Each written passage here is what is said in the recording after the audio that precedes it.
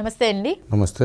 ఇప్పుడు ప్రస్తుతం మనం చూసుకుంటే ఏపీలో రేపు ఎన్నికలకి 2 జాబితాలు అయితే విడుదలైనాయి. రేపు 3వ జాబితా కూడా విడుదల కాబోతుంది. ఈ 2 జాబితాల్లో చూసుకుంటే మార్పులు చేర్పులు, మంత్రుల విషయంలో మార్పులు చేర్పులు చాలా జరిగినాయి. మరి 3వ జాబితాలో కూడా మార్పులు చేర్పులు జరిగే అవకాశం ఉందని అయితే కనిపిస్తోంది. అంటే ఇప్పటివరకు 38 స్థానాలకి మార్పులు చేర్పులు జరిగినాయి. ఇప్పుడు రేపు 10 నుంచి 15 స్థానాలకి మార్పులు చేర్పులు జరిగే అవకాశం కూడా కనిపిస్తుంది. ఇంకెలా ఉండబోతుంది అంటారు? అంటే ఇప్పటికే సొంత పార్టీలోనే వ్యతిరేకత చాలా కనిపిస్తోంది. మరి ఇంక ముందు ముందు ఎలా ఉండబోతుంది అంటారు? సొంత పార్టీలోనే వ్యతిరేకత అంటే అతను నమ్ముకున్న వాళ్ళు మొట్టమొదట అభిమానించే వాళ్ళు ఆళ్ళ రామకృష్ణారెడ్డి. ఆయనే జంప్ అయిపోయాడు. చెల్లెలే జంప్ అయిపోయి వేరే పార్టీలో జాయిన్ అయిపోయింది. ఇప్పుడు కొత్తగా జగన్ మేనమామ కమలాపురం ఎమ్మెల్యే రవీంద్రనాథ్ రెడ్డి కూడా రెడీగా ఉండారని చెప్పేసి ఒక ఊహాగానాలు వస్తున్నాయి. కారణం ఏమిటంటే రవీంద్రనాథ్ రెడ్డి స్వయాన అక్కే జగన్మోహన్ రెడ్డి గారి తల్లిగారు. తల్లి జగన్మోహన్ రెడ్డి తల్లిగారికి తన తమ్ముడు అంటే చాలా అభిమానం. ఆయన రవీంద్రనాథ్ రెడ్డి అంటే రవీంద్రనాథ్ రెడ్డి కూడా అమితమైన అభిమానంతో అక్కగారు అతన్ని ఎక్కువగా అభిమానిస్తారు. ఆ అభిమానంతోనే సొంత మేనమామకు టికెట్ ఇచ్చారు. లేకపోతే టికెట్ ఇచ్చేవాళ్ళు కాదు, అమ్మగారు చెప్తేనే. ఇప్పుడు ఆయన రెడీగా ఉన్నాడు. ఎందుకంటే గతంలో అక్కడ ఓడిపోతాము అనే అభిప్రాయముతో జగన్మోహన్ రెడ్డి ఆలోచన చేసి వాళ్ళ మేనమామ గారిని కూడా తప్పించాలని ఒక సంకేతం పంపించాడంట. ఓకే, అతను గెలుస్తాడనే ధీమా ఆయనలో పెట్టుకొని తప్పించేస్తామని బామార్ది అయినటువంటి జగన్మోహన్ రెడ్డి గారు చెప్తా ఉంటే ఇంకా ప్రత్యామ్నాయం లేకుండా తన మరదలైనటువంటి శర్మిలా గారికి పార్టీలో జాయిన్ అయ్యి కమలాపురంలోనే ఎమ్మెల్యేగా పోటీ చేయాలని ఒక నిశ్చయం చేసుకున్నారని చెప్పేసి జనాలు చెప్పుకుంటూ ఉన్నారు. అది మనకు తెలియదు.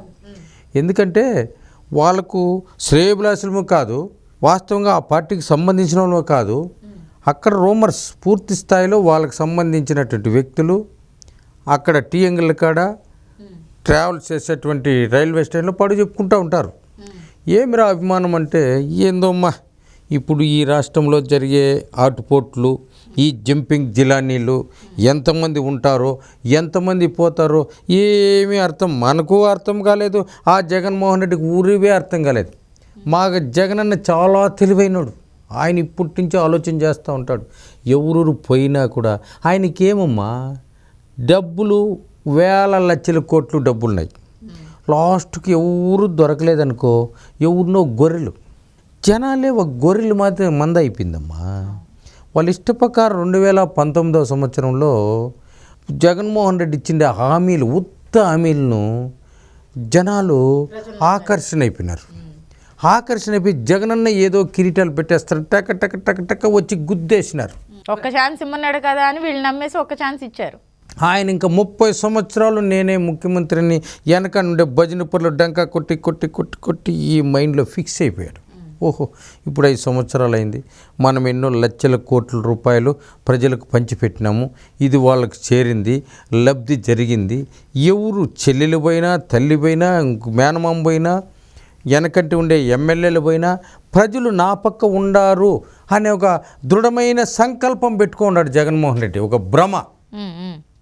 ఈ గొర్రెల జనాలు అనేది ఆయన గెలిపించినప్పుడే అర్థమైపోయింది. ఓహో, మనం ఇన్ని చేస్తే కూడా మనకు ఓట్లేసేసినారు జనాలు. మనకేమి ఈ జంపు పార్టీ మారేటువంటి ఎమ్మెల్యేలతో పని లేదు, ఇంకోరితో పని లేదు. మనకు కావాల్సింది అభ్యర్థి. ఎవడో ఒక తలమాసినడు ఒక గొర్రెని ఎత్తుకొచ్చి నిలబెట్టేసి కొంతమందికి ఆశ చూపించేసి వాళ్ళని కూడా ఎంపీలు గాను ఎమ్మెల్యేలు కొంచెం డబ్బు ఉండేవాళ్ళు కొంత ఈడాడ టికెట్ లేకుండా ఉంటారు. వాళ్ళు మన జగనన్న చేసేది కరెక్టే కదా అవి కొంత గొర్రెలు ఉంటారు. వాళ్ళని కూడా ఎత్తుకొచ్చి నిలబెట్టేస్తాడు మన జగనన్న. వాళ్ళ దగ్గర కొంచెం ఖర్చు పెట్టిచ్చేస్తాడు. ఎందుకంటే ఆయన అడ్డు పెట్టుకొని చాలామంది ఇప్పుడు పెద్ద పెద్ద వేల కోట్లు అయిపోయి పోతే ఒక 100 కోట్లు ఏమైపోతుంది అనే అభిప్రాయంతో వాళ్ళని దొడకొచ్చేస్తాడు. ఇప్పుడు ఈ ఉండే 151 మంది ఎమ్మెల్యేలు జంపింగ్ చేసినారు పోండి, ఏమి ఇబ్బంది లేదు. ఆయన 151 మందిని రెడీగా పెట్టుకుంటాడు. ఎవడో ఒకడు ఉంటాడు, ఒక నెత్తికొచ్చే నామినేషన్ హ్యాపిచ్చేస్తాడు. 1000 కోట్లు ఉండదు. ఆయనకు ఒక భ్రమ. ఎందుకంటే మనం గెలిచిపోతాము, మన ఎమ్మెల్యేలు గెలిచిపోతారని ఇప్పటికీ కూడా చాలా దృఢ సంకల్పంతో ఉన్నాడు. జనాలు కూడా హామీ ఇచ్చేస్తూ ఉన్నారు. ఎందుకంటే నువ్వే గెలిచేస్తావు, జగనన్నే అధికారంలోకి వస్తాడు, జగనన్నే అధికారంలోకి వస్తారని ఎందుకంటే డంకా కొట్టేస్తున్నాడు. ఎవరు? సజ్జల రామకృష్ణారెడ్డి.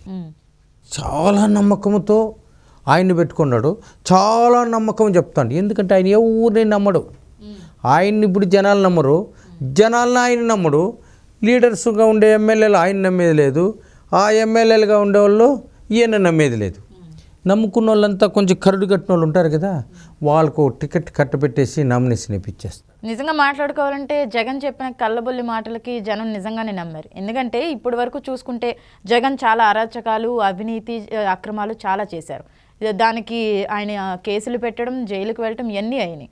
ఇప్పటి వరకు చూసుకుంటే సిబిఐ కేసులు 381 కేసులు వాయిదాలు పడ్డాయి. ఈడీ కేసులు చూసుకుంటే 251 సార్లు వాయిదాలు పడ్డాయి. ఇంకా రేపు నిన్న జరిగింది, శుక్రవారం జరిగింది కూడా ఫిబ్రవరి 15కి వాయిదా వేశారు.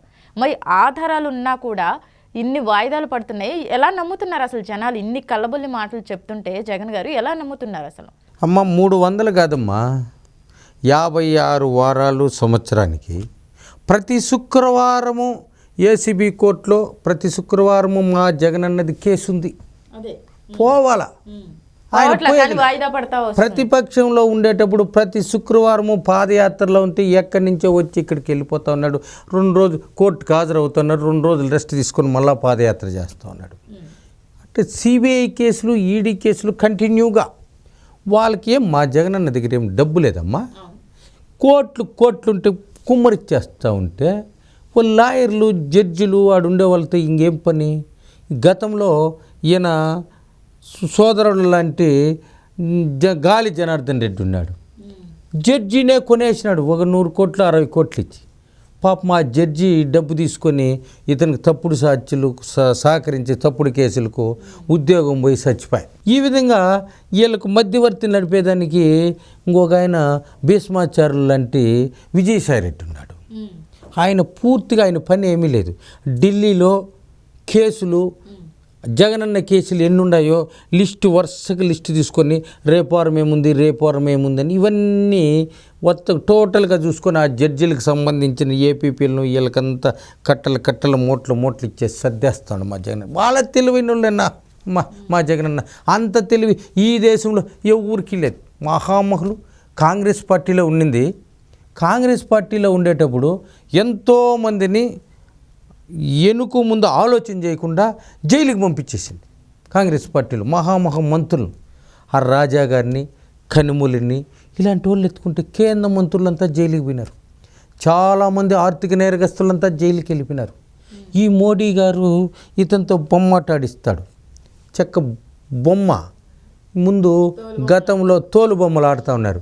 వెనక పక్క గుడ్డు ఉంటుంది, ముందు పక్క లైట్ వేస్తారు, వెనక పక్క బొమ్మ వేసుకుంటే ఆడుతూ ఉంటే ఆడుతూ ఉంటుంది. ఆ విధంగా ఆడిచ్చేస్తున్నాడు మోడీ.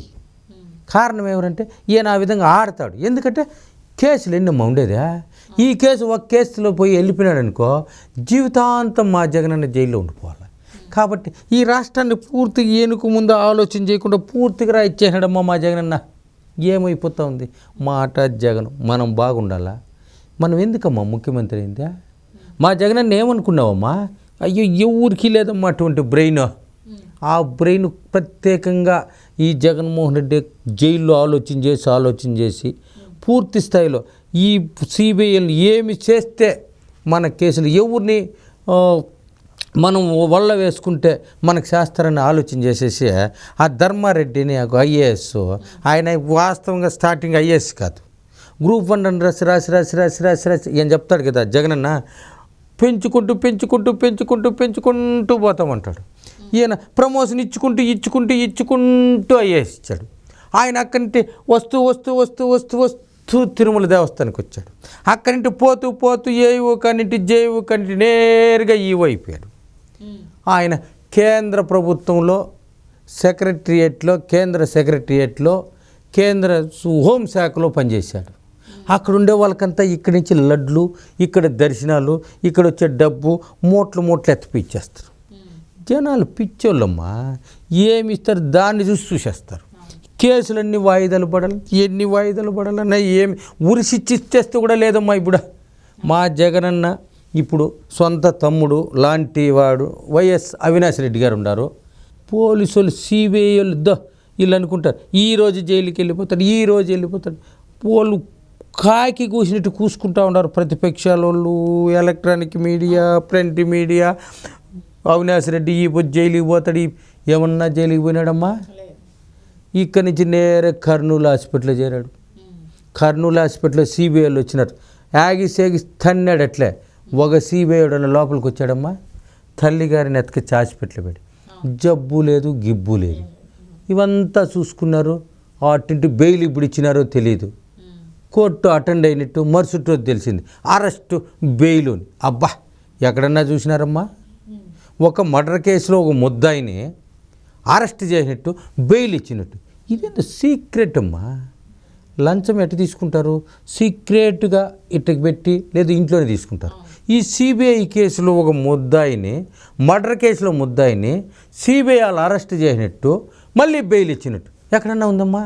ఈ ప్రపంచంలోని, ఈ భూలోకంలోని, స్వతంత్ర భారతదేశంలో 29 రాష్ట్రాల్లో లేని చట్టం మా జగనన్న సృష్టిస్తాడమ్మా.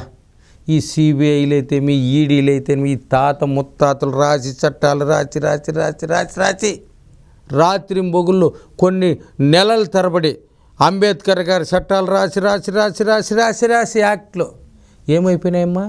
ఈ చట్టాలన్నీ చుట్టాలు అయిపోయి మా జగనన్న దగ్గర. చూసినావా ఎంతమంది జడ్జిలు, ఎంతమంది సిబిఐ ఆఫీసర్లు, ఎంతమంది ఈడీ అధికారులు వీళ్ళు ఏమైనా చేసుకోగలరారమ్మా మా జగనన్నను? ఏమీ కాదమ్మా. వీళ్ళు చేసుకోలేంది ఈ ప్రజలు ఏం చేసుకుంటారమ్మా? గొర్రెలు మనం వేసే బిస్కెట్లు. ఈ గొర్రెలు ఎట్టటువంటి ఒక గొర్రె మేస్తూ ఉంది అనుకోండి, ఒక రైలు వచ్చిందంటే అటు దూరుతుంది సౌండ్కు, ఈ గొర్రెలన్నీ దూరేస్తాయి. ఇప్పుడు ఈ ప్రజలు లాంటి గొర్రెలు జగనన్న మొత్తం దూరేసినారు. ఈ ఉద్యోగస్తులు ఉన్నారు, టక్ గుద్దేసారు ఓట్లు, జై జగనన్న అనేసి. అబ్బా ఇప్పుడు తెలుస్తుందమ్మా వీళ్ళకు, ఈ కార్మికులకంతా చేర్పించేద్దో మేము జీతాలు పెంచేస్తామని చెప్పేసింది అంగన్వాడీలు, మీకు ఫిట్మెంట్లు పెట్టేస్తాం, ఈ సిపిఎస్ చేసేస్తాం. వారమే అన్న సిపిఎస్ ఆర్డర్ వస్తే ఎన్ని వారాలు అయిపోయినాయమ్మా? ఇప్పుడు ఏదమ్మా సిపిఎస్ అంటేనమ్మా జనానికి తెలియదమ్మా. వీళ్ళేందో గొర్రెలు సిపిఎస్ అంటే ఏందో చేస్తారనుకున్నారు. ఇప్పటికీ అర్థం కాదు సిపిఎస్ అంటే. అటువంటి కేసుల్లో ఆరితేరిపిన మా జగనన్న ప్రజలు ఏం చేసుకుంటారమ్మా? ఏమీ చేసుకోలేరు. కాబట్టి మేము ఎప్పుడు విజయ పదంలోనే పోతూ ఉంటాం.